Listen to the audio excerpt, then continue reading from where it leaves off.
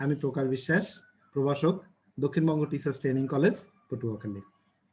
আজকে এই সময়টায় আমি মাহমুদ হাসান স্যারের প্রক্সি হিসাবে আপনাদের সাথে আছি।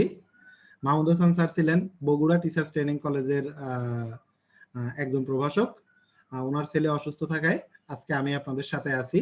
তার পরিবর্তে হয়তো তার মতো করতে পারবো না, কিন্তু হঠাৎ যতটুকু কোনো প্রস্তুতি ছাড়াই যতটুকু সম্ভব হয় আমি ততটুকু দিয়েই আপনাদের সাথে থাকব। দেখেন, আমাদের আজকে ইউনিট 6 পাঠের বিষয় ছিল স্প্রেডশিট পরিচিতি এবং শিক্ষামূলক ব্যবহার। আমরা জানি স্প্রেডশিট কি। মাইক্রোসফট অফিস প্রোগ্রামের একটা অংশ হলো আমাদের স্প্রেডশিট, বা যেটাকে আমরা মাইক্রোসফট এক্সেল বলে থাকি। আসলে মাইক্রোসফট এক্সেল হচ্ছে স্প্রেডশিট অ্যানালাইসিস প্রোগ্রাম, অর্থাৎ বিভিন্নভাবে এটাকে অ্যানালাইসিস করে থাকে। বিভিন্ন হিসাব কিতাব, দৈনন্দিন হিসাব নিকাশ করা থেকে শুরু করে যাবতীয় ব্যবসা বাণিজ্যের বিভিন্ন রকমের আর্থিক হিসাব নিকাশ তৈরিতে প্রোগ্রামটি জুড়ি নাই। আপনারা জানেন এই এক্সেল প্রোগ্রাম ব্যবহার করে যোগ, বিয়োগ, গুণ, ভাগ বা কোনো সূত্র ব্যবহার করা খুবই সহজ। এই প্রোগ্রামের সাহায্যে বাজেটের হিসাব সহ কোনো ডাটাকে চার্টের মাধ্যমে সুন্দরভাবে উপস্থাপন করা যায়। মাইক্রোসফট এক্সেল ব্যবহার করে গাণিতিক, পরিসংখ্যানিক, লজিক্যাল সহ বিভিন্ন রকম হিসেব ব্যবহার করা যায়। মাইক্রোসফট এক্সেলের ফাইলকে ওয়ার্কবুক বলে। কি বলে? মাইক্রোসফট এক্সেলের ফাইলকে ওয়ার্কবুক বলা হয়। ফাইলের যে অংশে কাজ করা হয় তাকে কার্যক্ষেত্র বা ওয়ার্কশিট বলে। আমার সংক্ষিপ্ত প্রশ্ন হতে পারে, ওয়ার্কবুক কি বা ওয়ার্কশিট কি? এটা সংক্ষিপ্ত প্রশ্ন হতে পারে 1 মার্কের জন্য, বা সংক্ষিপ্ত প্রশ্নে 2 মার্কের প্রশ্নে দুইটা প্রশ্ন হতে পারে যে ওয়ার্কশিট কি বা ওয়ার্কবুক কি। কতগুলো ওয়ার্কশিট নিয়ে একটা ওয়ার্কবুক বা শুধুমাত্র বুক তৈরি হয়। প্রতিটি ওয়ার্কশিটে থাকে অসংখ্য কলাম এবং রো। আসলে যদিও অসংখ্য থাকে, আপনারা একটু কাগজ কলমে লিখে নেন। অসংখ্যের মধ্যেও আমি সংখ্যাগুলো একটু উল্লেখ করে দিব। আমরা জানি এই মাইক্রোসফট অফিসের অনেকগুলো ভার্সন আছে। তার মধ্যে অফিস 2003 অথবা তার নিকটবর্তী, যেমন 2000 বা 2003, এই অফিস প্রোগ্রামগুলোতে আমার রো ছিল 65,536টি। রো ছিল কতগুলো? 65,536টি, এবং কলাম ছিল 256টি। কলাম ছিল 256টি। এবং তার পরবর্তী ভার্সনগুলো, অর্থাৎ 2007 থেকে শুরু করে বর্তমানে 2019 পর্যন্ত, এর রো আছে 10,48,576টি। 10,48,576টি। আর কলাম আছে 16,384। আবারও বলি, 2003 বা তার আগের ভার্সনে ছিল রো ছিল 65,536, কলাম 256। আর 2007 থেকে বর্তমান যেগুলো আছে 2019 পর্যন্ত, এখানে আছে 10 লাখ রো, 10,48,576টি রো, এবং কলাম আছে 16,384টি। কলামগুলোকে সাধারণত আমরা এ বি সি, যখন এইভাবে এ বি সি লিখতে লিখতে যখন জেড পর্যন্ত যায়, তখন আবার শুরু হয় A A B, A C, A D, এরকম করে শুরু হয়। এরকম করে আই ভি ইত্যাদি নামকরণ করা হয় কলামগুলোর। আর রোগুলোর সাধারণত রো বা সারিগুলোর নাম কলাম 1 থেকে শুরু করা হয়। তাহলে যেখানে আমার 65,536টি ছিল অফিস 2003 বা তার পূর্ববর্তী ভার্সনে, সেখানে তাহলে কলাম রো দেখাবে কত? 65,536 পর্যন্ত। আর তার পরবর্তী ভার্সনে রো দেখাবে আপনার 10,48,516টি।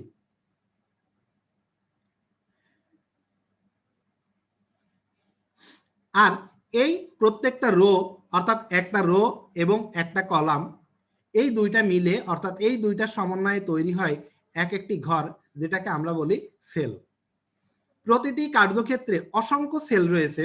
মোট কথা, এক্সেল দ্বারা বাজেট তৈরি সহ সকল প্রকার হিসাব নিকাশের কাজ সহজ উপায়ে করা যায়। আপনার যে হিসাব করতে, আপনার কাগজ কলমে যে হিসাব করতে হয়তো মাসের পর মাস লাগে, এক্সেল শিটে যদি আপনি সেই হিসাব করেন তাহলে দেখা যায় কয়েক মিনিটের মধ্যে আপনি যদি ডাটাগুলো সবকিছু ইনপুট করতে পারেন তাহলে সূত্র দিয়ে কয়েক সেকেন্ডের মধ্যে সেই হিসাবগুলো করা যায়। এই ছিল আমার স্প্রেডশিট পরিচিতি।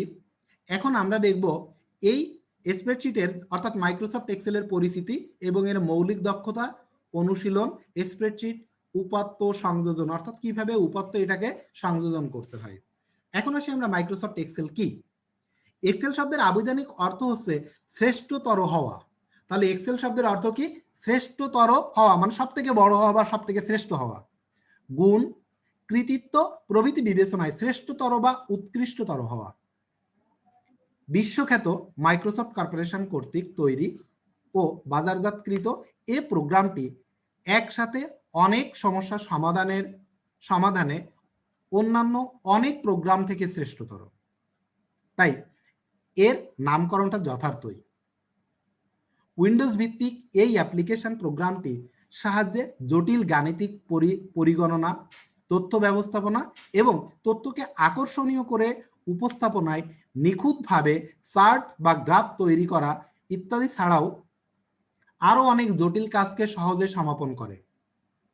এক্সেলের সুবিশাল পৃষ্ঠাটি কলাম ও সারিভিত্তিক সেলে বিভক্ত হওয়ায় এতে বিভিন্ন তথ্য সন্নিবেশন করে তথ্য বিশ্লেষণ করা যায় বলে একে স্প্রেডশিট অ্যানালাইসিস প্রোগ্রাম বলা হয়। এখন আসি মাইক্রোসফট এক্সেল থেকে আসলে স্প্রেডশিট কি। স্প্রেড শব্দের অর্থ আমরা জানি, স্প্রেড শব্দের অর্থ কি? ছড়ানো, এবং শীট অর্থ হচ্ছে পাতা। অর্থাৎ আমরা প্রত্যেকে গ্রাফ কাগজ দেখছি, সেই গ্রাফ কাগজের এক্স অক্ষ এবং ওয়াই অক্ষ বরাবর খোপ খোপ ঘরের ন্যায় অনেক ঘর সংবলিত বড় শীটকে স্প্রেডশিট বলা হয়। এক্সেলের সম্পূর্ণ পর্দাটি অক্ষ এক্স এবং ওয়াই অক্ষ বরাবর সেলের সমন্বয়ে গঠিত। এক্সেলের সুবিশাল স্প্রেডশিটটিতে বিভিন্ন তথ্য সংরক্ষণ করা যায় এবং গাণিতিক পরিগণনা করা যায়। এরপরে আসলাম আমরা ওয়ার্কবুক, অর্থাৎ যে অংশটাতে আমরা কাজ করব সেটাতেই আমরা জানি ওয়ার্কবুক বলে। তারপরে দেখি মাইক্রোসফট এক্সেল ডকুমেন্টকে বলা হয় ওয়ার্কবুক। যখন প্রোগ্রাম রান করা হয় তখন একটি খালি ওয়ার্কবুক কাজের জন্য তৈরি থাকে। একটি ওয়ার্কবুকে এক বা একাধিক ওয়ার্কশিট থাকতে পারে। প্রোগ্রাম চালু করলে সাধারণত 3টি ওয়ার্কশিট দেখা যায়। এর সংখ্যা পরবর্তীতে বাড়ানো বা কমানো যায়। এরপরে আসবে আমাদের ওয়ার্কশিট। এক্সেলের ওয়ার্কশিট হলো কলাম ও রো এর সমন্বয়ে গঠিত sheet. ওয়ার্কশিটের কলামগুলো A B C D E এবং রোগুলো 1 2 3 4 5 প্রভৃতি নামে চিহ্নিত করা হয়। কাজ করার জন্য ওয়ার্কশিটে অসংখ্য কলাম ও রো রয়েছে। ওয়ার্কশিটে অবস্থিত কার্সরকে বলে সেল পয়েন্টার। আবারও বলি, ওয়ার্কশিটে অবস্থিত কার্সরকে বলে সেল পয়েন্টার এবং রো ও কলামের সম্মিলিত স্থানকে বলে সেল অ্যাড্রেস। রো এবং কলামের সম্মিলিত অবস্থানকে বলে কি? Sell address.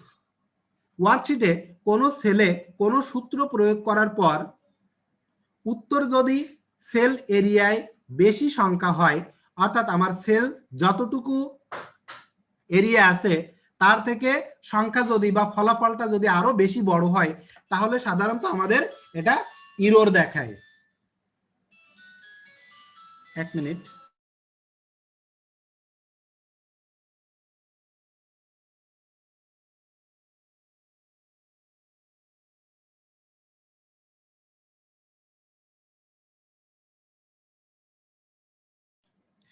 তাহলে কি বলছি, যে যখন আপনি কোনো সেলে কাজ করবেন তখন একটা সেলে মনে করেন আমার 5টা বা 6টা সংখ্যা লেখা যায়।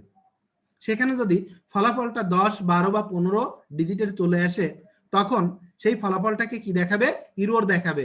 বা দেখেন এখানে হ্যাশ চিহ্নর মতো লেখা আছে, এই হ্যাশ চিহ্নর মতো দেখাবে। আর যদি এটাকে একটু বড় করে দেন, সেলটাকে একটু বড় করে দেন, তাহলে সেই সংখ্যাটা তখন সেখানে দেখা যাবে। এক্ষেত্রে কলামকে বড় করে নিলে পূর্ণ সংখ্যা দেখা যাবে। এরপরে আসে মাইক্রোসফট এক্সেলের সুবিধা। কি কি সুবিধা আমরা আসলে পাই এই মাইক্রোসফট এক্সেল ব্যবহার করে সেটা আমরা একটু দেখি। এক্সেলের স্প্রেডশিটকে আমরা একটি বিরাট ছড়ানো পৃষ্ঠা হিসাবে তুলনা করতে পারি। এর মাধ্যমে বিভিন্ন জটিল গাণিতিক হিসাব করা সম্ভব। স্প্রেডশিটের সাহায্যে আমরা নিচের কতকগুলো কাজ করতে পারি। কি কি কাজ করতে পারি?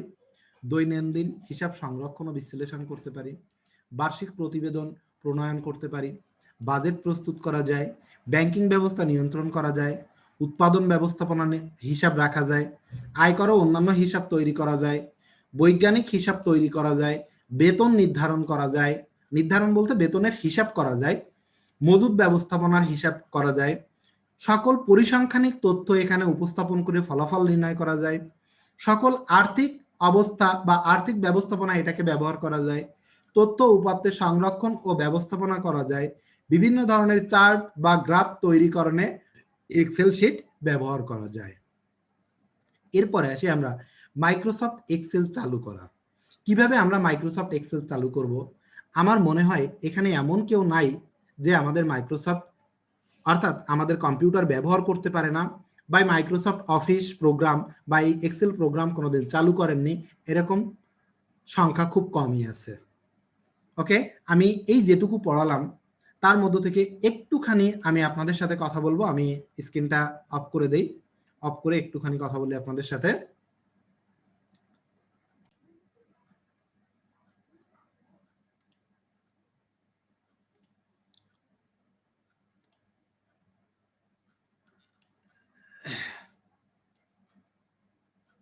আমরা এখান থেকে দেখব যে মাইক্রোসফট এক্সেল চালু করা। কিভাবে আমরা মাইক্রোসফট এক্সেল প্রোগ্রামটা চালু করব, আপনার কম্পিউটারে কিভাবে এই মাইক্রোসফট এক্সেলটা চালু করবেন। তো এখানে একটু মনে রাখবেন যে আপনার উইন্ডোজের ভিত্তিতে বা উইন্ডোজের কারণে অনেক কম্পিউটারে অনেকভাবে আসতে পারে এই প্রোগ্রামটা, কিন্তু সবগুলোরই মূল কথা আসলে একই রকম। আমার দেখেন বাম পাশে এই দেখা যাচ্ছে স্টার্ট বাটন, এটা কি দেখা যাচ্ছে? পরশপতর পারবিন নাহার ম্যাডাম, এটা কি দেখা যাচ্ছে? শুধু হাত উঁচু করলে আমি বুঝতে পারবো দেখা যাচ্ছে। শুধু হাত উঁচু করেন তাহলে বুঝতে পারবো যে দেখা যাচ্ছে। ওকে, থ্যাংক ইউ। তাই এই যে আমরা স্টার্ট বাটনে যাব, স্টার্ট বাটনে ক্লিক করব, ক্লিক করে এখান থেকে দেখেন এই আমাদের এইখান থেকে যত সফটওয়্যারগুলো আছে সবগুলো আমরা এখানে পাবো। কারো কারো আছে এখানে গেলে পাবেন প্রোগ্রাম, বা প্রোগ্রাম থেকে অল প্রোগ্রামে যাবেন, অল প্রোগ্রাম থেকে মাইক্রোসফট অফিসে যাবেন। অফিসে যে এই এক এক ধরনের এক একটা উইন্ডোজে উইন্ডোজ 7, উইন্ডোজ 10, তাই না? এই ভিন্নতায় আমাদের উইন্ডোজ 8.1 বা উইন্ডোজ 8, এই কারণে আমাদের এক একটা এক এক ধরনের আসে। তো আমরা এখান থেকে সবগুলোর আসলে স্টার্ট বাটনে যেতে হবে। প্রোগ্রাম থাকলে প্রোগ্রাম, আর প্রোগ্রাম না থাকলে এরকম সফটওয়্যারগুলো দেখাবে। এই সফটওয়্যারগুলো থেকে আমরা খুঁজবো মাইক্রোসফট এক্সেল কোথায় লেখা আছে অথবা মাইক্রোসফট অফিস লেখা আছে কোথায়। দেখেন আমাদের এখানে আমি দেখছি মাইক্রোসফট অফিস লেখা আছে, আমি এখানে ক্লিক করব। ক্লিক করলে দেখেন আমার এখানে অনেকগুলো আছে, এখান থেকে খুঁজে বের করব আমার মাইক্রোসফট অফিস এক্সেল কোথায় আছে। এইখানে দেখি মাইক্রোসফট অফিস এক্সেল 2007 অর্থাৎ 2007 লেখা আছে। আমার এটাই দেওয়া আছে মাইক্রোসফট অফিস এক্সেল 2007। আমি এটার উপর ক্লিক করব, আমার এই প্রোগ্রামটা রান হয়ে গেল। ওকে, আমি এটাকে আমাদের সুবিধার্থে আমরা এক পাশে পড়ব আর এক পাশে কাজগুলো দেখব, যার কারণে আমি এই দুইটাকে ভাগ করে রাখলাম। একটা স্ক্রিনে আমার একই স্ক্রিনে দুই পাশে ভাগ করে রাখলাম এটাকে। এখন আপনাদের কোথায় রাখবো সেটাই বুঝতে পারছি না। হ্যাঁ, যাই হোক, এই আমি ভাগ করে নিলাম। এখন বলছে মাইক্রোসফট এক্সেল চালু করা, তাহলে কি বলছে? স্টার্ট থেকে প্রোগ্রাম এর ডান পাশে মাইক্রোসফট এক্সেলে ক্লিক করলে মাইক্রোসফট এক্সেল চালু হবে, অথবা শর্টকাট বার থেকে এমএস এক্সেল এর সিম্বলে ক্লিক করে মাইক্রোসফট এক্সেল চালু হবে। আমরা এটাও বলতে পারি প্রথমে স্টার্ট বাটনে ক্লিক করব, তারপরে প্রোগ্রামে যাব, প্রোগ্রাম থেকে মাইক্রোসফট অফিস, মাইক্রোসফট অফিস থেকে মাইক্রোসফট এক্সেল। ঠিক আছে? যেহেতু আমি বলছি যে এক এক কম্পিউটারে বা এক একটা উইন্ডোজে এক এক ধরনের সিস্টেম আছে, এই জন্য ভিন্নতা আসতে পারে। অথবা যদি কারো কোনো শর্টকাট কি অর্থাৎ ডেস্কটপে মাইক্রোসফট এক্সেলের শর্টকাট সিম্বল দেওয়া থাকে, তাহলে সেখানে ডাবল ক্লিক করলেও আপনার মাইক্রোসফট এক্সেল ওপেন হয়ে যাবে বা চালু হয়ে যাবে। এখন দেখেন এই মাইক্রোসফট এক্সেল এর মাইক্রোসফট উইন্ডোজের পরিচিতি দেখেন। এই উইন্ডোজের পরিস্থিতিতে আমরা ডান পাশের যে চিত্রটা এখানে দেখেন, আমি একটু মাউস ধরছি, আমার এটা আছে কি এখানে লেখা আছে সেভ, ব্র্যাকেটে লেখা আছে কন্ট্রোল এস, হয়তো ছোট্ট ছোট্ট করে দেখতে পাচ্ছেন আপনারা। তারপরে লেখা আছে এখানে এটা undo, cut I can't undo, তারপরে আছে ক্যান্ট রিডু, তারপরে এখানে আছে কি প্রিন্ট প্রিভিউ। আসলে এই যে বারটা বা এই প্যানটা এটাকে কি বলে, কুইক অ্যাক্সেস টুলবার। দেখেন আমি ডান বাটনে যখন ওই অ্যারো কির উপর ধরছি তখন লেখা আছে কাস্টমাইজ কুইক অ্যাক্সেস টুলবার, তাহলে এটাকে কি বলবো আমরা, কুইক অ্যাক্সেস টুলবার। তো এই কুইক অ্যাক্সেস টুলবারে যদিও আমাদের ভিতরের কাজ এখানে আমাদের বলা নাই বা আলোচনা করা নাই, তারপরে আপনাদের যখন এখানে আসলাম একটু দেখাই দেই। এই কুইক অ্যাক্সেস টুলবারে এখানে এই অ্যারো কিটাতে ক্লিক করলে দেখেন এখানে new, open, save, email, quick print, তারপরে এই প্রিন্ট প্রিভিউ তো আছে, spelling, undo, redo, sort ascending, sort descending, more command, ঠিক আছে। এইখানে এইগুলো আছে, আপনার যেটা প্রয়োজন সেটার উপর ক্লিক করলে আমার এখানে 4টা দেখানো আছে। এই দেখেন 4টা টিক দেওয়া আছে, 4টা দেখানো আছে। আমি যদি অন্যটা টিক দেই তাহলে আমার এইখানে চলে আসবে, কুইক অ্যাক্সেস টুলবারে এটা যোগ হয়ে যাবে। তাহলে আমরা এটাকে কি করতে পারি, এটাকে টুলবারটাকে কাস্টমাইজ করতে পারি। তাহলে এই প্রথম যেটা থাকলো এটাকে বলবো আমরা কি, কুইক অ্যাক্সেস টুলবার। এরপরে দেখেন লেখা আছে home, insert, page layout, formula, data, review, view. এই যেটা আছে এটাকে বলবো আমরা কি, ribbon tab. Home, insert, page layout, formula, data, review, view, এটাকে বলবো কি আমরা রিবন ট্যাব।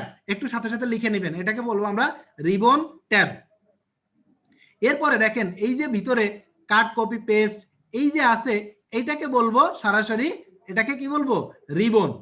এটাকে বলবো রিবন। উপরেরটা হলো রিবন ট্যাব, আমি হোম রিবনে ক্লিক করছি, এই ট্যাবে হোম ট্যাবে ক্লিক করলে ভিতরে যতটা আসছে আমি এটাকে বলবো রিবন। এরপরে নিচে দেখেন এখানে এফএক্স লেখা আছে, এফএক্স এর সামনে একটু ফাঁকা জায়গা আছে, এটাকে বলবো আমরা ফর্মুলা বার। এটাকে বলবো আমরা ফর্মুলা বার। যদি আমরা এখানে লিখি, আমি ইকুয়াল টু দিলাম, দিয়ে এখানে মনে করেন আমি এই একটা ঘর দিলাম, এটা প্লাস এটা এরকম দিলাম। দেখেন এইখানে আমি equal to B1 plus C1 লিখছি, অর্থাৎ দুইটা সেলের নাম লিখছি, এইখানে লেখা হয়ে গেছে। তো এইটাকে কি বলবো আমরা, এটাকে বলবো ফর্মুলা বার। এটাকে কি বলবো, ফর্মুলা বার। এরপরে আমরা চলে আসি ফর্মুলা বারের পর। তারপরে দেখেন এই যে বাম পাশে আমাদের শুধুমাত্র এই যে আমার B2 ঘরে ক্লিক করা আছে, এই জন্য এখানে B2 লেখা আছে। আমি উপরে যাই, এখানে প্রথম ঘরে সিলেক্ট করলাম, এই জন্য A1 লেখা আছে। অর্থাৎ এটাকে কি বলবো আমরা, সেল বা নেম বক্স বা সেল নেম বক্স। দেখেন যে ঘরে আমি ক্লিক করব সেই ঘরের নামটা আমার এখানে শো করছে, দেখছেন। চেঞ্জ করছি, এক একটা ঘরে যাচ্ছি, সি এর ঘরে যাব যখন, তখন আমার এখানে E8 চলে আসছে, E5, D1 বা D5 এরকম চলে আসছে। এটাকে বলবো নেম বক্স, ঠিক আছে। তারপর এইখানে যে এফএক্স লেখা আছে এইটাকে বলবো insert icon dialogue box, insert icon বা ইনসার্ট ফাংশন ডায়লগ বক্স, ঠিক আছে। তারপরে এই যে কিছু একটা বললাম যে আমার এই ঘরটা আছে, কত নাম্বার সেল আমার অ্যাক্টিভ আছে, B5। দেখেন অন্যান্য ঘরের থেকে B5টা আমার একটু হাইলাইট হয়ে আছে, হাইলাইট হয়ে আছে না। এটাকে বলবো আমি কি, অ্যাক্টিভ সেল বর্ডার। এটাকে বলবো অ্যাক্টিভ সেল বর্ডার। বাম পাশে আছে এইগুলোকে কি বলছিলাম, 1 2 3, এইগুলোর নাম বলছিলাম কি আমরা রো, তাই না। তাহলে এইগুলোকে বলবো কি, rho number in row header, অর্থাৎ এগুলো ছিল রো হেডার। তাহলে এই যে আমার এইটাই যদি ক্লিক করি তাহলে কত নাম্বার রো, 3 নাম্বার রো। এখানে আসলে এটা হবে কত, 10 নাম্বার রো।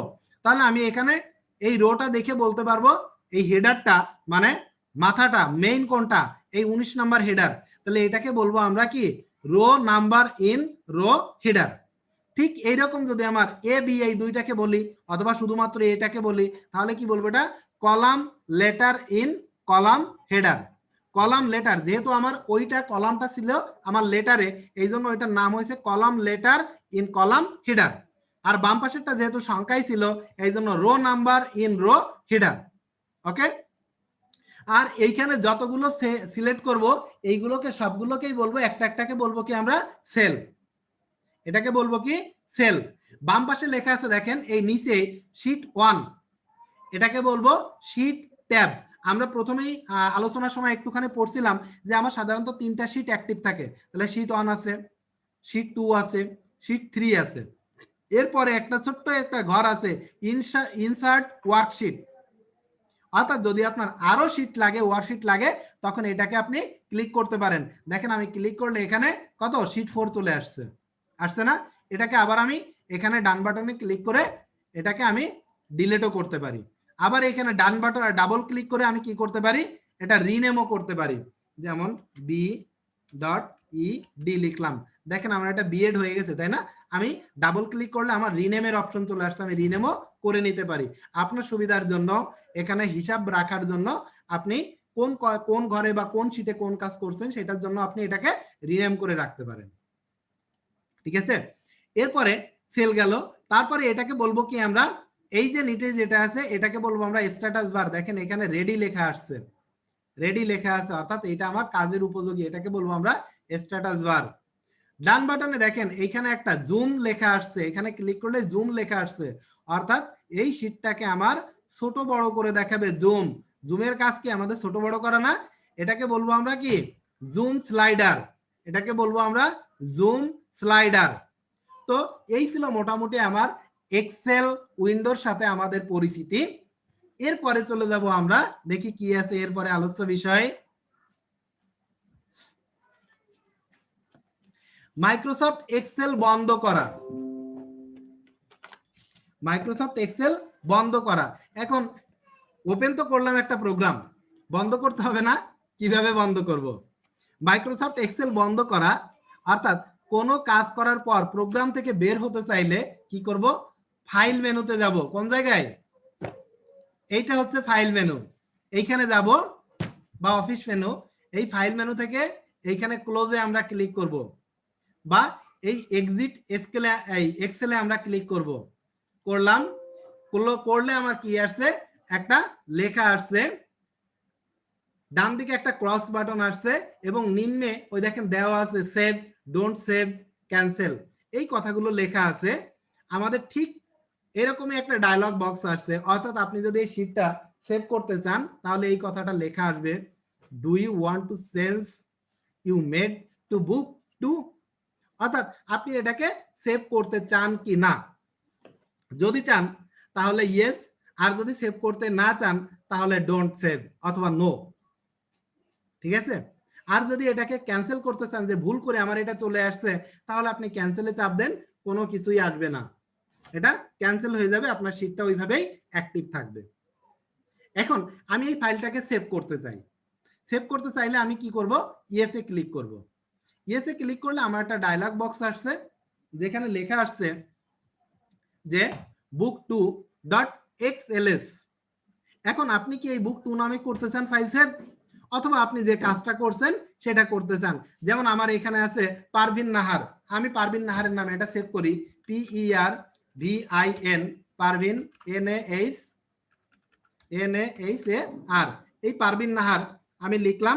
এই লিখে যখন আমি সেভে ক্লিক করব তখন আমার এই ফাইলটা সেভ হয়ে যাবে, এই ফাইলটা আমার সেভ হয়ে যাবে। তবে একটা কথা একটু মাথায় রাখবেন সবাই, আমরা যেহেতু এক একজন এক এক ধরনের মাইক্রোসফট অফিস ব্যবহার করি, মাইক্রোসফট অফিসেরও ভিন্নতা যেহেতু আছে, আমাদের কাজ করতে গেলে অর্থাৎ সকল কম্পিউটারে সকল প্রোগ্রামে ওপেন হবে। যদি আমরা এইখানে সেভ অ্যাজ টাইপ, এখানে এক্সেল ওয়ার্কবুক আছে, এইখানে ক্লিক করে দেখেন এক্সেল 97 to 2003 ওয়ার্কবুক, এইখানে দিয়ে সেভ করেন, তাহলে আপনার 1997 হোক, 2000 হোক, 2003 হোক, 2007, 10, 15 যেটাই হোক, সেইখানে যে আপনার এই ফাইলটা ওপেন করতে পারবেন, কোনো সমস্যা হবে না। এটা দিয়ে যদি সেভ করি তাহলে আমরা সহজে সব কম্পিউটারে যে অফিস দেওয়া থাক না কেন আমরা সেখানে ওপেন করতে পারবো।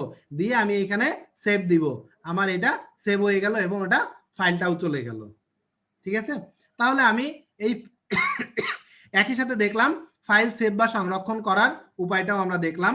এখানে আমার আরো একটা শিট ওপেন করা আছে, যার কারণে দেখেন আমরা অলরেডি দেখছি, দেখার পর আমরা আরো ওইটা তো এক্সিটে গেছিলাম, এই জন্য সেখান থেকে দেখছিলাম। যদি আমরা চাই এখান থেকে এই অফিস বাটনে ক্লিক করব, অফিস বাটন থেকে নিউ আছে, যদি নিউতে যাই তাহলে নতুন ফাইল ওপেন করতে পারবো। যদি ওপেনে যাই তাহলে আমার আগে কাজ করা আছে সেই ফাইলটা ওপেন করতে পারবো। যদি সেভ দিতে চাই তাহলে আমি কাজ করছি, কাজ করে এটাকে সংরক্ষণ করব, সেটা সেভ। এরপরে আসে সেভ অ্যাজ, অর্থাৎ আপনি সেভ অ্যাজ বলতে কি একইভাবে সেভ করা। একইভাবে কোন একটা ফাইলে আপনি মনে করেন যে যা ফেব্রুয়ারি মাসে কাজ করছেন, ফেব্রুয়ারি মাসে একটা রিপোর্ট তৈরি করছেন, একই ধরনের রিপোর্ট হবে, হয়তো কিছু পরিবর্তন আছে, তো আপনি ওইটার উপর এডিট যদি করেন তাহলে দেখা যায় ওই ফেব্রুয়ারি মাসের ফাইলটা নষ্ট হয়ে গেল। আপনি সর্বপ্রথমে কি করবেন, ফাইলটা ওপেন করবেন, সেভ এজে যাবেন, তখন আপনি লিখবেন কি, এখানে সেভ এজে গেলেও দেখেন একই ডায়লগ বক্স আসবে। আমার এখানে ফাইল নেম আপনি এখানে লিখবেন রিপোর্ট কি মার্চ 2021, এরকম করে দিলেন, একই ফাইল আমার দুইবার সেভ হয়ে গেছে। এবার মার্চে যে পরিবর্তনটুকু আছে আপনি সেই পরিবর্তনটুকু করবেন। এটা ছিল আমার সেভ এজ এর কাজ, ঠিক আছে? তো এই হলো আমার ফাইল সেভ এজ এর কাজ। হ্যাঁ, এবার সংরক্ষিত ফাইল ওপেন করা। এখান থেকে আমি ফাইলে গেলাম, ফাইলে গেলে ওপেনে গেলাম, ওপেনে যে দেখছি আমরা কিছুক্ষণ আগে পারভিন নাহার ম্যাডামের নামে আমি একটা ফাইল ওপেন করছিলাম, এই ফাইলটাকে আমি সিলেক্ট করলাম, সিলেক্ট করে আমি ওপেনে দিলাম, এটা চলে আসছে আমার পারভিন নাহারের ফাইল। আমি কিভাবে বুঝবো যে এটা পারভিন নাহারের, কারণ এটাও তো ব্ল্যাঙ্ক, তাই না? দেখেন উপরে যখনই তার ফাইলটা ওপেন করছি আমার এইখানে লেখা আসছে পারভিন নাহার, তাই না? ফাইল নেম চলে আসছে, অর্থাৎ অ্যাড্রেস বার চলে আসছে এখানে, অ্যাড্রেস বারে পারভিন নাহার। বুঝতে পারছেন? এটা হচ্ছে ওপেন করা গেল। এবার এটাকে অপারেট করা, মাইক্রোসফট এক্সেলকে অপারেট করা অর্থাৎ পরিচালনা করা। এখানে পরিচালনা করতে গেলে যেমন কি আমাদের যোগ করা যায়, বিয়োগ করা যায়, গুণ ভাগ ইত্যাদি করা যায়। আচ্ছা যাই হোক, দেখি আমার কে যেন চ্যাট বক্সে কিছু লিখছেন, দেখি।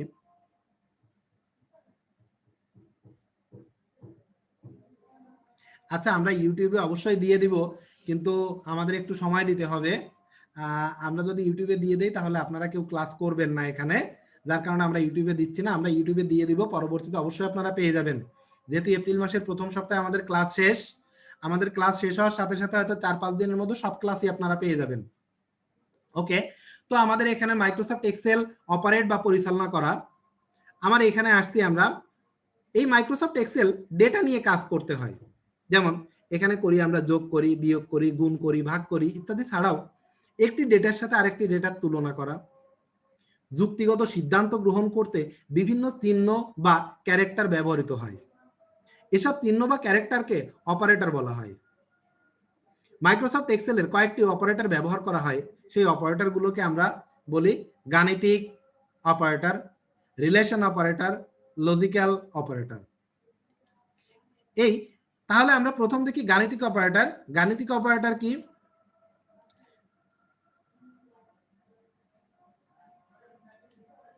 গাণিতিক অপারেটর কি?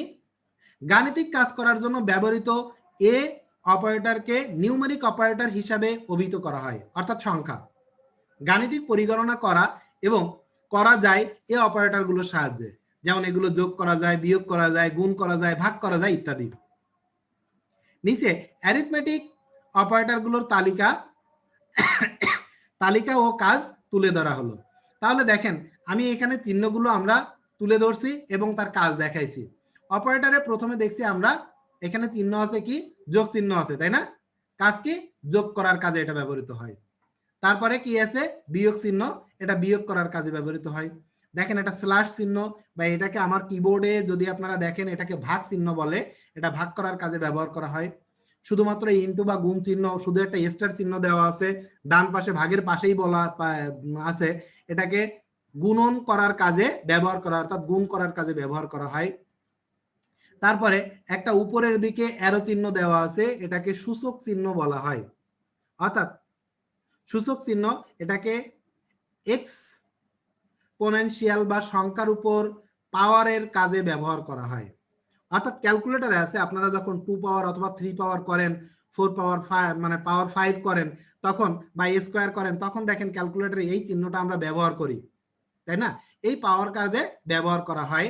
আর ব্র্যাকেট আছে, ফার্স্ট ব্র্যাকেট, এটা হচ্ছে গ্রুপ এক্সপ্রেশন, অর্থাৎ বন্ধনীর কাজে বা একটা দল তৈরি করতে ব্যবহার করা হয়। একটা দল তৈরি করতে এটাকে ব্যবহার করা হয়। যোগ বিয়োগ গুণ ভাগ করব, যখন যোগ করব বা বিয়োগ করব, যোগ করলে বিয়োগ তো দুইটা সংখ্যার মধ্যে ছাড়া তিনটা বা চারটা সংখ্যার মধ্যে বিয়োগ করা যায় না, যোগ করতে গেলে একাধিক সংখ্যা আমাদের যোগ করতে পারি, তাহলে অনেকগুলোকে আমরা গ্রুপ করে যোগ করতে পারি, অর্থাৎ সমান সমান দিয়ে সাম লিখে ওইটাকে ব্র্যাকেট দিয়ে অর্থাৎ একটা গ্রুপ করে আমরা এটাকে যোগ করতে পারি। এটাকে আমরা বলছি এটা বন্ধনীর কাজ বা গ্রুপ এক্সপ্রেশন। এরপরে কি আছে আমাদের রিলেশন অপারেটর। রিলেশন অপারেটর কি ছিল? সম্পর্ক বোঝাতে প্রোগ্রামের এক বা একাধিক ডেটার মধ্যে তুলনা করার জন্য এ ধরনের অপারেটর ব্যবহৃত হয়। নিম্নের সারণীতে এই অপারেটরগুলো বর্ণনা করা হলো। দেখেন প্রথমে আছে অপারেটর সমান সমান চিহ্ন আছে বা সমান চিহ্ন আছে, চিহ্নের দুই পাশে সমান সমান বোঝাতে, অর্থাৎ দুই পাশেই সমান বোঝাতে আমরা এটা ব্যবহার করে থাকি। তারপরে আছে লেস দ্যান বা গ্রেটার দ্যান, অর্থাৎ ক্ষুদ্রতর চিহ্ন আর বৃহত্তর চিহ্ন, অর্থাৎ ক্ষুদ্রতর চিহ্ন যে পাশে ছোট দিকটা আছে সেই পাশে অর্থাৎ বাম পাশের অংশ ডান পাশের চেয়ে ছোট বোঝাতে, আর এই গ্রেটার দ্যান যেটা হচ্ছে বৃহত্তর চিহ্ন অর্থাৎ বাম পাশের অংশ ডান পাশের অংশ চেয়ে বড় বোঝাতে। তারপরে আছে লেস দ্যান, লেস দ্যানও আছে, আবার কি আছে আমার অর্থাৎ ক্ষুদ্রতম চিহ্ন সামনে সমান সমান, অর্থাৎ ছোটও হতে পারে বা সমান হতে পারে, ছোট বা সমান বোঝাতে। এরপরে আছে যে গ্রেটার দ্যান বা বৃহত্তর চিহ্ন দেওয়া আছে তারপরে সমান, অর্থাৎ বাম পাশের অংশ ডান পাশের চেয়ে বড় বা সমান। এইগুলো বোঝাতে আমার এই অপারেটরগুলো ব্যবহার করা হয়। এরপরে ছিল লজিক্যাল অপারেটর বা কি গাণিতিক যুক্তি, তাই তো? এই বিভিন্ন প্রকার যৌক্তিক কাজ করার জন্য লজিক্যাল অপারেটর ব্যবহার করা হয়। এই অপারেটরের ফলাফল হিসাবে ট্রু বা ফলস প্রদান করে। নিম্নের দুইটি লজিক্যাল অপারেটরের বর্ণনা দেওয়া হলো। এখানে অপারেটর আছে, একটা আছে এন্ড আর একটা আছে অর। যারা ইন্টারমিডিয়েটে আর দেখছেন যে লজিক্যাল অপারেটর এখানে ইন্টারমিডিয়েটে অনেক ভালোভাবে বর্ণনা করা আছে, সেখানে এন্ড নর অর গেট এরকম কিছু বলা আছে। আমি ভালো আসলে ওইটা বুঝি না, আমি লজিক্যাল অপারেটরে অনেক ভালো বুঝি না, কিন্তু এন্ড অর দিয়ে যে এখানে লজিক্যাল অপারেটর যুক্তি প্রদর্শন করা হয় সেটা কিছুটা আর কি বুঝি। অর্থাৎ এটা আপনার কি করবে, এন্ডটা কি করবে, দুটি এক্সপ্রেশনের মধ্যে যৌক্তিক সিদ্ধান্ত গ্রহণ করে। শুধু সবগুলো এক্সপ্রেশনের মান ট্রু হলে পুরো এক্সপ্রেশনটির মান ট্রু প্রদান করবে, অর্থাৎ সবগুলো এক্সপ্রেশন যতগুলো বর্ণনা থাকবে সবগুলো যদি ট্রু হয় তাহলে পুরো মানটা ট্রু প্রদান করবে। আর অর এর ক্ষেত্রে দুটি এক্সপ্রেশনের মধ্যে যৌক্তিক সিদ্ধান্ত গ্রহণ করে, কমপক্ষে একটি এক্সপ্রেশনের মান ট্রু হলে এক্সপ্রেশনটির মান ট্রু প্রদান করে। তাহলে ওইখানে এন্ড ছিল সম্পূর্ণ এক্সপ্রেশনের মান ট্রু প্রদান করবে, আর অরে কি করবে, একটা এক্সপ্রেশন ট্রু প্রদান করবে। একটা হয় এইটা অথবা ওইটা, যে কোনো একটা এক্সপ্রেশন সেটাকে ট্রু প্রদান করবে, সম্পূর্ণটা নয়। এন্ড এর ক্ষেত্রে সম্পূর্ণটা ট্রু, এক্সপ্রেশন টেপের মান হবে ট্রু অর্থাৎ এটা সত্য এরকম প্রমাণ করবে, আর অরের ক্ষেত্রে যে কোনো একটা। এরপর আমরা আসবো কলাম সারি ও শিরোনাম সহ সাধারণ স্প্রেডশিট তৈরি। কলাম সারি এবং শিরোনাম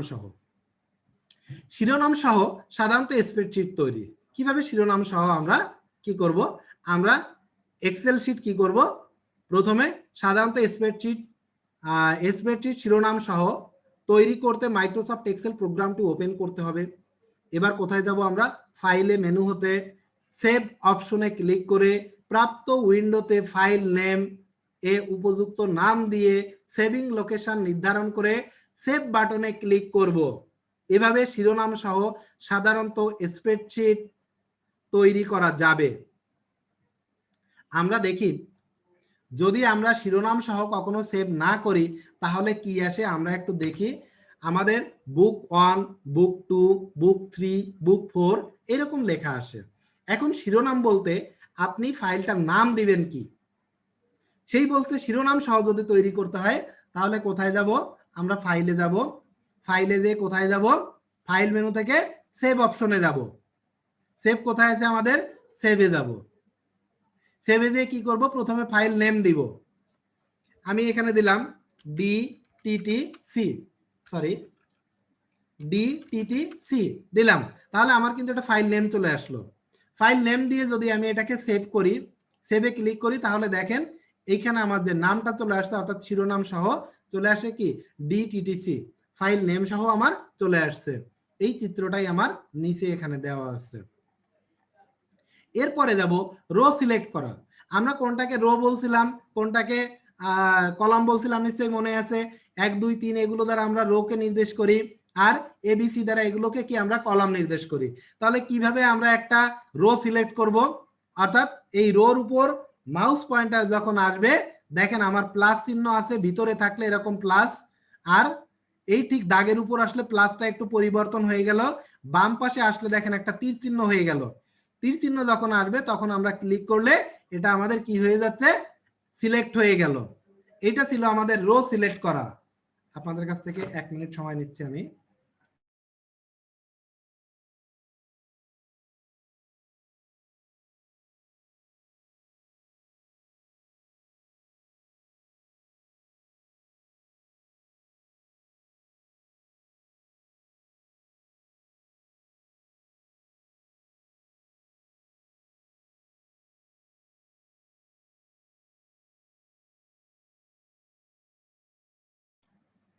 সরি, আমার বড় বোন ফোন দিছিল, তো কয়েকবার ফোন দিছে, আমি তার সাথে একটু কথা বলে নিলাম। তাহলে আমরা যখন একটা রো সিলেক্ট করব তখন কি করব, যখন আমার তীর চিহ্ন, দেখেন আমার এখানে কেমন চিহ্ন আছে, এখন আমি যে কোনো একটা কলাম, যে কোনো একটা কলাম বা রোতে ক্লিক করব, দেখেন আমার একটা ঘর সেভ হচ্ছে, তাই না? একটা ঘর সেভ হচ্ছে, অর্থাৎ একটা সেল সিলেক্ট হচ্ছে। এখন দেখেন যখন প্লাস চিহ্ন আমার এরকম আসছে, তখনও কিন্তু আমার কোনো ঘর সিলেক্ট হচ্ছে না। তখন আমি এরকম করে রোকে আমি ছোট বড় করতে পারবো, কিন্তু আমার রো সিলেক্ট হচ্ছে না, সম্পূর্ণটা হচ্ছে না। যখন আমার বাম পাশে রাখলে এরকম তীর চিহ্ন আসবে, তখন আমার এটা রোটা সম্পূর্ণ সিলেক্ট হচ্ছে। এই এখন এরপরে যদি যাই আমার উপরে যে কলাম সিলেক্ট করা, কলাম সিলেক্টে যখন আমি এবির উপর চলে যাব, দেখেন আমার এইটা কি চলে আসছে, একটা তীর চিহ্নের মতো, অর্থাৎ ক্লিক করলে আমার এই কলামটাও সিলেক্ট হয়ে গেল। আমার মনে হয় এই রো আর কলাম সিলেক্ট করায় কারো কোনো সমস্যা থাকার কথা নয়। এরপরে চলে যাই, আমার কলাম সিলেক্ট হয়ে গেল, কলাম সিলেক্ট হয়ে গেল। এরপরে চলে যাই সেল বা সেল রেঞ্জ সিলেক্ট। এখন সেল রেঞ্জ অর্থাৎ আমি কতগুলো সেল আমি নিব। তাহলে বলছে কি, ওয়ার্কশিটের কোনো তথ্যাবলীর মধ্যে আংশিক কোনো তথ্য নিয়ে কাজ করতে হলে বা আংশিক কোনো তথ্য সিলেক্ট করতে চাইলে, সম্পূর্ণ না, কিন্তু সম্পূর্ণ ফাইলটা সিলেক্ট করব না, সম্পূর্ণ ফাইলটা সিলেক্ট করতে গেলে ভিতরে যে কোনো জায়গায় আমি কার্সর রেখে ক্লিক করে কন্ট্রোল এ চাপ দিলে আমার সম্পূর্ণ শীটটা আমার সিলেক্ট হয়ে গেল, অর্থাৎ কন্ট্রোল এ, অর্থাৎ অল সিলেক্ট। কিন্তু আমার লাগবে আংশিক সিলেক্ট। যেমন আমরা এখানে আছে পিপিটিটিসি, পিরোজপুর টিচার্স ট্রেনিং কলেজ, এখানে ডিটিটিসি দক্ষিণবঙ্গ টিচার্স ট্রেনিং কলেজ, তারপরে লিখলাম HICH হাইস, এইভাবে লিখলাম। আমি এখানে 1, এটাকে দিলাম 2, এটাকে দিলাম 3, এরকম দিয়ে আমি এখান থেকে যেটা লিখলাম আমি এখান থেকে একটু বড় করে নিলাম। এখন দেখেন আমার অনেকগুলো এখান থেকে কি অনেকগুলো আমার সেল হয়ে গেল, তাই না? অনেকগুলো সেলে আমার লেখা হয়ে গেছে। এখান থেকে আমি আংশিক কোনো অংশ আমি সিলেক্ট করতে চাই, তখন আমি কি করব, যে সেল সিলেক্ট করতে চাইলে সেই সেলে প্রথমে মাউস পয়েন্টার রাখবো। আমি পিপিটিটিসি তে রাখলাম। এবার মাউস পয়েন্টার চেপে ধরে যতটুকু প্রয়োজন ততটুকু সিলেক্ট করে ছেড়ে দিতে হবে। তাহলে এইটা সিলেক্ট করলাম, মাউস পয়েন্টার চেপে ধরে মাউসের লেফট বাটনে ক্লিক করে আমার যতটুকু দরকার ঠিক ততটুকু সিলেক্ট করে ছেড়ে দিব, আমার এই আংশিকভাবে সিলেক্ট হয়ে গেল। এটা হচ্ছে আমি মাউস দিয়ে। যদি আমি কিবোর্ড দিয়ে চাই তাহলে কি করব, সর্বপ্রথমে আমি কি করব, যে কলাম অর্থাৎ যে সেলটা আমি সিলেক্ট করব, যেখান থেকে সিলেক্ট করতে চাইবো সেই সিলেক্টটা আমি মাউস দিয়ে সিলেক্ট করে নিব। সিলেক্ট করে আমি কিবোর্ড থেকে ধরবো, আমি শিফট চাপ দিয়ে ধরবো। শিফট চাপ দিয়ে ধরে দেখেন কিবোর্ডের ডান পাশে up down left right arrow কি আছে, আপ ডাউন লেফট রাইট। এই অ্যারো কির আমি যদি এখন চাই ডাউনের দিকে, তাহলে ডাউন অ্যারো কি আমি চাপ দিব। যে কয়টা ঘর দরকার সেই কয়টা ঘর আমি সিলেক্ট করে ছেড়ে দিলাম। কোনটা চাপ দিয়ে? শিফট বাটন চেপে তারপরে আমি ডাউন অ্যারো চাপবো। এরপরে আমার দরকার ডান পাশে ডিটিসি ও সম্পূর্ণ, তাহলে যেহেতু আমি পিটিটিসি তে সম্পূর্ণ নিছি, এখন শিফট চাপ দিয়ে যদি ডান পাশের অ্যারো কিতে চাপ দেয় তাহলে আমার সম্পূর্ণটাই সিলেক্ট হয়ে যাবে। এরপরে যদি আবার শিফট চাপ দিয়ে ডান পাশের বাটনে চাপ দেয় আমার হাইসের ওটা সম্পূর্ণটা হয়ে গেল। এটা হচ্ছে আমার কিবোর্ড দিয়ে চাপা।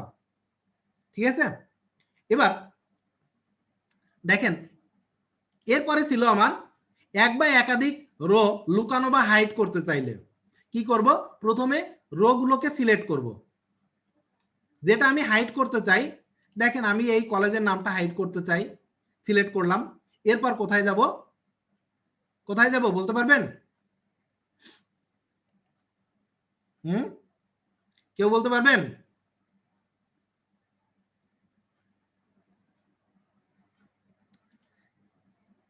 কেউ বলতে পারবেন এখান থেকে কোথায় যাব হাইড করতে চাইলে? এরপরে যাব আমরা কোথায়? ফরম্যাট সেলে যেতে পারি। ফরম্যাট সেলে গেলে কি হবে? না একটুখানি দেখি,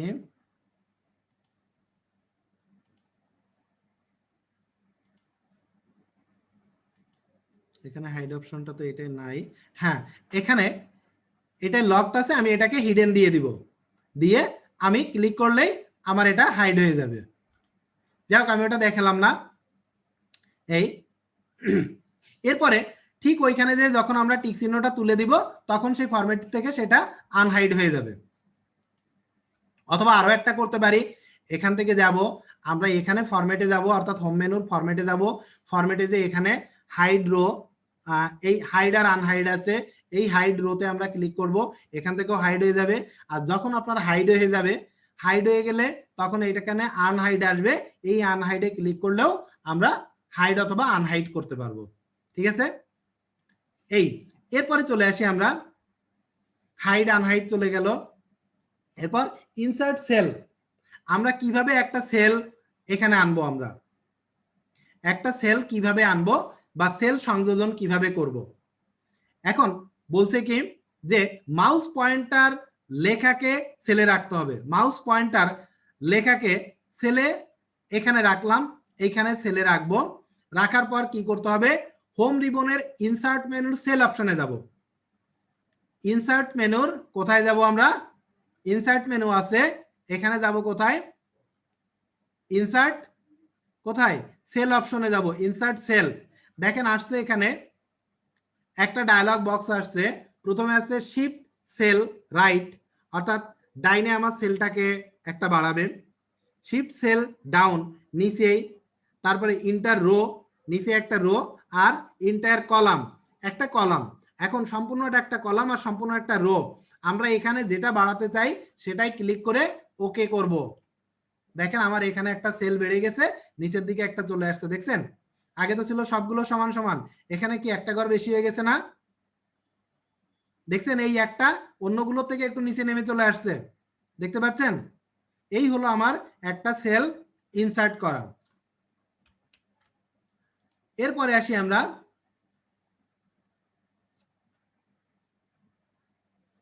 কিভাবে আমরা একটা রো ইনসার্ট করব। আমরা দেখেন এইখানে একটা রো আমি কিভাবে ইনসার্ট করব সেটা দেখলাম। আমরা জানি আমাদের সংখ্যা দিয়ে আমাদের রো প্রকাশ করা হয়, এই সংখ্যা দিলাম, ডান বাটনে ক্লিক করলাম। ডান বাটনে ক্লিক করে ইনসার্ট আছে, শুধুমাত্র ইনসার্টে ক্লিক করলেও আমার এখানে একটা রো চলে আসলো। ঠিক আছে, এখন দেখেন আমি কন্ট্রোল জেড দিয়ে আবার নিয়ে আসলাম, আমি এখানেও যেতে পারি, আবার ইনসার্টে যেতে পারি, ইনসার্ট রোতে ক্লিক করতে পারি, এই ইনসার্ট রো এখান থেকে চলে আসলো। আমি দুইভাবে দেখালাম, আমি মাউস চেপে ডান বাটন থেকে আমি দেখালাম, ইনসার্টে ক্লিক করলে যেহেতু আমার রো সিলেক্ট করা আছে, আমি ইনসার্টে ক্লিক করলে আমার একটা রো ইনসার্ট হয়ে যাবে। অথবা হোম মেনুর আমি ইনসার্ট ট্যাবে যে একটা ইনসার্টে ক্লিক করলে সেখান থেকেও আমার একটা রো ইনসার্ট হয়ে যাবে। এরপরে চলে যাব কলাম ইনসার্ট। দেখেন এখানে লেখা আছে, কলাম সিলেক্ট করলাম, ঠিক একইভাবে ডান বাটনে ক্লিক করে ইনসার্টে ক্লিক করব, আমার লেফটে একটা কলাম তৈরি হয়ে গেল। এখন দেখেন আবার কোথায় গেলাম? ইনসার্টে গেলাম, ইনসার্টে যে কি করলাম, ইনসার্ট শীট কলাম, এই শীট কলাম সিলেক্ট করলাম, আমার একটা কলাম তৈরি হয়ে গেল। কারো কোনো সমস্যা থাকার কথা নয়, তারপরে যদি থাকে আমি আবার আপনাদের কাছ থেকে নিব। এবার বলছে কলামও ইনসার্ট করা আমরা দেখে ফেললাম। ওকে, এর মধ্যে আমাদের শেষ, যেটুকু আলোচনার বিষয় ছিল সেটুকু আমাদের শেষ হয়ে গেছে। 7:51 বাজে। এখন আমি আপনাদের কাছে চলে যাব